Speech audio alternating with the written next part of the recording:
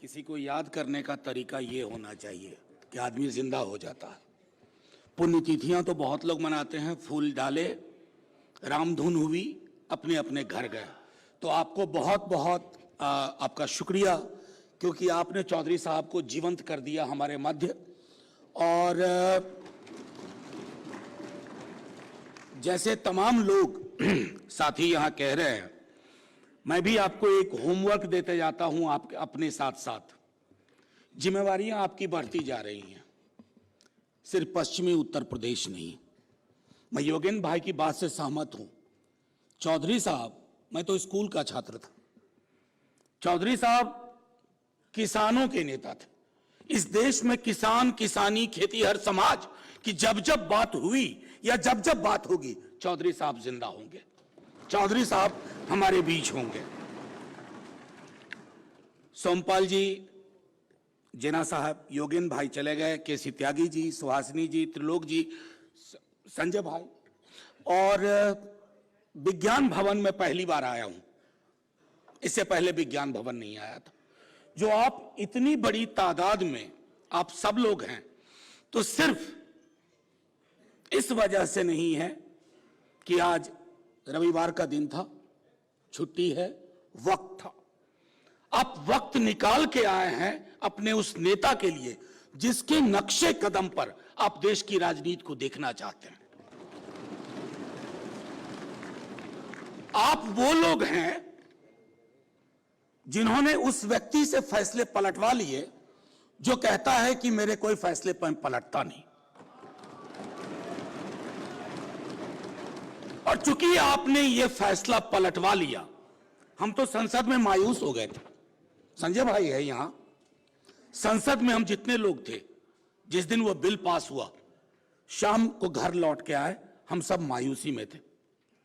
आपने सड़कें रोशन कर दी, हाँ, सड़कें रोशन कर दी, खेत रोशन कर दिए, और जो मायूसी संसद की थी, आपने उस मायूसी को उम्मीद में बदल के दे दिया। तो एक जिंदाबाद तो आप सब लोगों का बनता है। मैं एक बार कहूंगा, चौधरी चरण सिंह आपके हैं, अमर रहे। चौधरी चरण सिंह, चौधरी चरण सिंह, किसान एकता, किसान एकता। अब आइए, दो तीन छोटी छोटी सरोकारों की मैं बात करूंगा, ज्यादा वक्त, क्योंकि देखिए लड़ाई बड़ी सिंपल है। एक तरफ हम खेत खोदने वाले, खेत बनाने वाले लोग हैं, दूसरी तरफ मस्जिद और मजार खोदने वाले लोग हैं। तो ये लड़ाई बड़ी आसान है। एक तरफ गेहूं की बाली है, दूसरी तरफ बुलडोजर है। वो जो बात कह रहे थे ना कि गेहूं की बाली और गुलाब, तो अब गुलाब के साथ बुलडोजर है, गेहूं की बाली यहां खड़ी है, तो गेहूं की बाली ही जीतेगी, और गेहूं की बाली पुख्ता जीतेगी। ये मैं यकीन के साथ कह सकता हूं। मैं क्यों कह रहा हूं ये बात, मैं छोटे में आपको समझाऊं।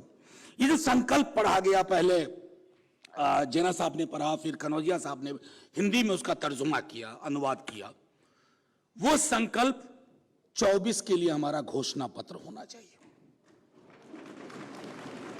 24 के लिए ये रेडीमेड डॉक्यूमेंट है, आपके पास दस्तावेज है, और ये जिंदा दस्तावेज है। दूसरी तरफ अक्सर हम लोगों को, विपक्ष के लोगों को पूछा जाता है, अरे उधर तो फलाने साहब हैं 56 इंच वाले, तुम्हारे पास कौन है? हमारे पास खेत,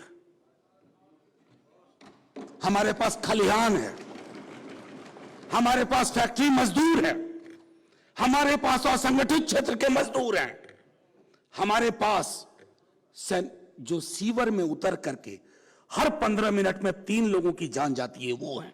ये हमारा चेहरा है। तुम्हारा चेहरा भले लाल दिखता हो, 56 इंच का सीना हो, लेकिन हमारे चेहरों के पास बहुत बड़ा दिल है। इस देश को सीने वाला नहीं, दिल वाला आदमी चाहिए। और वो दिल वाला आदमी, मैं एक होमवर्क फिर सब लोगों को देता हूं कि हम सब लोगों को उसके लिए लगातार काम करना होगा, करना चाहिए। मैं आज यहां अपने दल की ओर से हूं, राष्ट्रीय जनता दल, लालू जी हमारे राष्ट्रीय अध्यक्ष हैं, नेता प्रतिपक्ष तेजस्वी जी को इस कार्यक्रम की जानकारी थी, लेकिन आप सब जान रहे हैं कि बिहार में राज्यसभा और विधानसभा के चुनाव इन 2-3 दिनों में ही काफी फैसले होने वाले हैं, तो मैं उनकी ओर से हूं। लालू जी को लालू जी बनाने वाले में चौधरी चरण सिंह का बहुत बड़ा योगदान था। कई लोग कह चुके हैं, शरद जी आज अभिभावक हैं हमारे, लालू जी अभिभावक हैं, किसने बनाया? तो सड़क से व्यक्ति चुन करके उसको हीरा बनाने की कला चौधरी साहब में थी, और वो अब उस तरह के मिजाज के लोग चाहिए हमें। ऐसा नहीं कि लंबे कद वाले को बौना बना दिया। आजकल वही कहानी चल रही है कि कुर्सी को भी लाओ, उसको बौनी समझ दे दो, उसके बौने संस्कार दे दो, उसको बौना इतिहास दे दो। अब साहब दिक्कत क्या है कि धन का इतना संकेंद्रण हो रहा। लोग कहते हैं, कल ही प्रधानमंत्री जी ने कहीं कहा और मुझे तो बड़ा ताज्जुब हुआ, उन्होंने कहा कि 8 वर्ष में मैंने ऐसा कुछ नहीं किया जिससे आपको शर्म आए। इतनी शर्म तो हम में बची है कि शर्म आती है, लेकिन कैसे कह दें, कैसे कह दें कि काबे किस मुंह से जाओगे गालिब, शर्म तुमको मगर नहीं आती।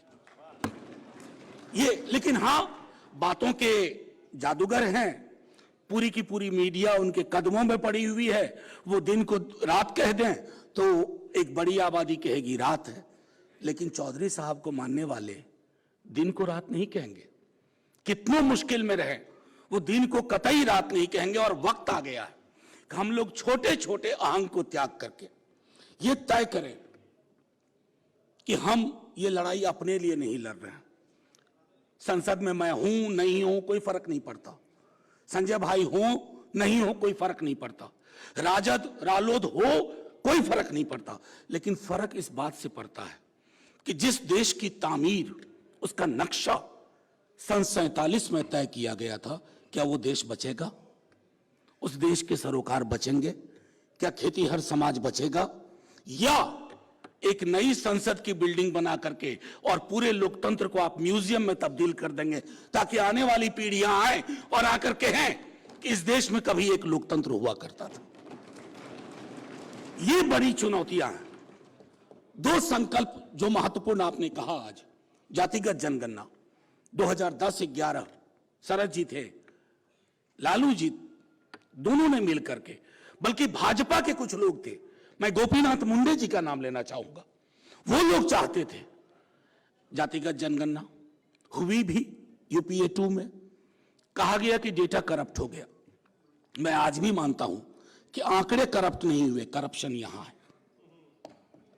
आप इन आंकड़ों को देखना नहीं चाहते हैं। 52% लोग दिहाड़ी मजदूर हैं। वो कौन है दिहाड़ी मजदूर? हमारे गांव में, हमारे खेतों में, हमारे खलिहानों में, ठेला शहरों में कौन खींच रहा है? सब्जी की टोकरी कौन ले जा रहा है? क्या इस देश को यह जानने का हक नहीं है?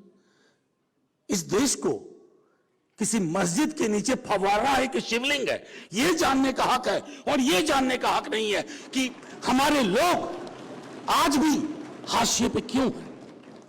आपकी नीतियां और नीयत आज भी क्यों नहीं गरीबी उन्मूलन कर पाई?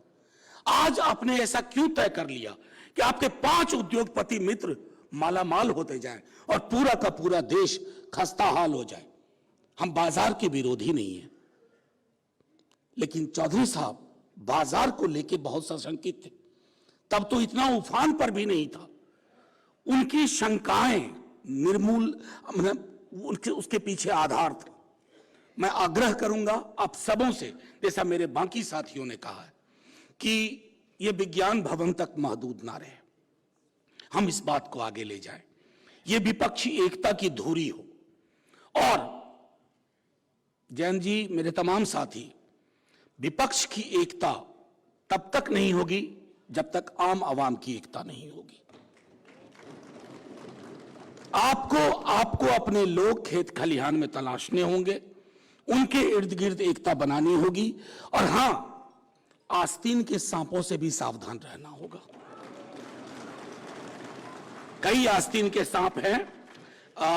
मैं आखिरी में एक बात और कह करके अपनी बात खत्म करूंगा कि इक्वल अपॉर्चुनिटी कमीशन या सामाजिक न्याय आयोग, ये इसलिए भी जरूरी है ना कि आप अपने देश की हकीकत को तब तक नहीं बदल सकते जब तक आपके पास आंकड़े ना हो।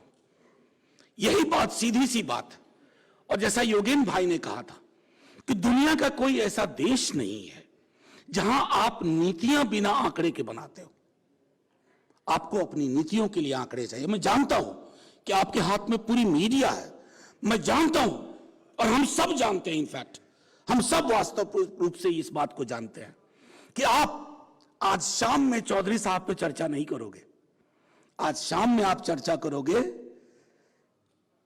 क्या नाम था उसका, शाहरुख खान के बेटे, हाँ, आर्यन खान। इस देश का तो आपने 6 महीना उसमें निकाल दिया। 6 महीना आप निकाल देना ज्ञान व्यापी और कहां, कुतुब मीनार, ताजमहल। अरे उल्टे पांव की यात्रा से कोई देश तरक्की नहीं करता। सीधे चलोगे तो मंजिल मिलेगी, उल्टे पांव की यात्रा करोगे तो बार बार नरेंद्र मोदी मिलेंगे। और आखिरी में मैं पुनः आप सबों का बहुत बहुत धन्यवाद करता हूं अपने दल की ओर से। और हमारे दल को कतई गुरेज नहीं है, 1% भी नहीं, कि इस तरह के मुद्दों के साथ हम संसद के अंदर, विधानसभाओं में, सड़कों पर हमेशा रहे हैं और आगे भी रहेंगे। आखिरी में शास्त्री जी ने काफी शेर सुनाए थे, तो मैं आखिरी एक पाकिस्तान के एक शायर हैं, तो हो सकता है शाम तक मेरा फोटो लगा के बोलें कि पाकिस्तान के शायर को बता रहा है, हम अहले सफा मरदूदे हरम मसनद पे बिठाए जाएंगे। और चौधरी साहब की पॉलिटिक्स को याद करेंगे तो कहेंगे सब ताज उछाले जाएंगे, सब तख्त गिराए जाएंगे। जय हिंद।